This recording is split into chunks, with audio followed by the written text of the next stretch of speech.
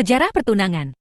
Pertunangan adalah tradisi yang telah ada sejak lama dan mengalami perkembangan di berbagai budaya di seluruh dunia. Berikut adalah perkembangannya berdasarkan periode waktu. Sebelum Masehi hingga awal Masehi. Di peradaban Mesopotamia, praktik pertunangan sudah tercatat sejak abad ketiga sebelum Masehi. Pada masa itu, pertunangan biasanya diatur oleh orang tua atau pemimpin suku sebagai bagian dari perjanjian politik atau perjanjian ekonomi. Bahkan ada kontrak tertulis yang dibuat untuk mengatur hak dan kewajiban kedua pihak yang akan menikah. Di Yunani kuno, pada abad ke-5 hingga abad ke-4 sebelum Masehi, pertunangan juga diatur oleh keluarga. Tujuan utama dari pertunangan ini adalah untuk menjaga status sosial dan juga untuk mengatur warisan keluarga. Pria biasanya akan memilih pasangan setelah mereka mencapai usia dewasa, yaitu sekitar 30-an tahun, sedangkan wanita seringkali menikah ketika mereka masih berusia belasan tahun. Di Roma kuno, mulai dari abad kedua sebelum Masehi hingga abad pertama Masehi, proses pertunangan memiliki 3 tahap yang jelas.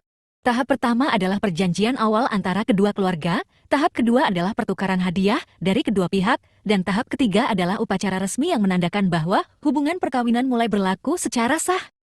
Zaman Tengah abad ke-5 hingga abad ke-15 Masehi. Di Eropa, pertunangan di kalangan bangsawan sangat erat kaitannya dengan kepentingan politik dan pembentukan aliansi antara kerajaan atau antara keluarga bangsawan. Sebagai contoh, pernikahan antara Raja Alfred Agung dengan Elswith pada tahun 868 Masehi dilakukan dengan tujuan untuk memperkuat hubungan antara kerajaan Wessex dan kerajaan Mercia. Kemudian pada abad ke-15 Masehi, pernikahan antara Raja Ferdinand II dari kerajaan Aragon dan Ratu Isabella dari kerajaan Kastilia pada tahun 1469 Masehi menjadi bagian yang sangat penting dalam proses penyatuan wilayah Spanyol. Di benua Asia, seperti di Cina, pada masa dinasti Tang yang berlangsung dari abad ke-7 hingga abad ke-10 Masehi, dan di Jepang, pada zaman Heian yang berlangsung dari abad ke-7 hingga abad ke-12 Masehi, pertunangan juga diatur oleh orang tua dari kedua pihak yang akan menikah.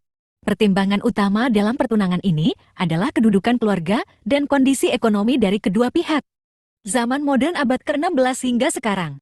Pada abad ke-18 hingga abad ke-19 Masehi, seiring dengan berkembangnya paham individualisme dan juga pemahaman tentang hak asasi manusia, pertunangan mulai lebih banyak didasarkan pada rasa cinta dan kesediaan yang datang dari kedua pihak yang akan menikah.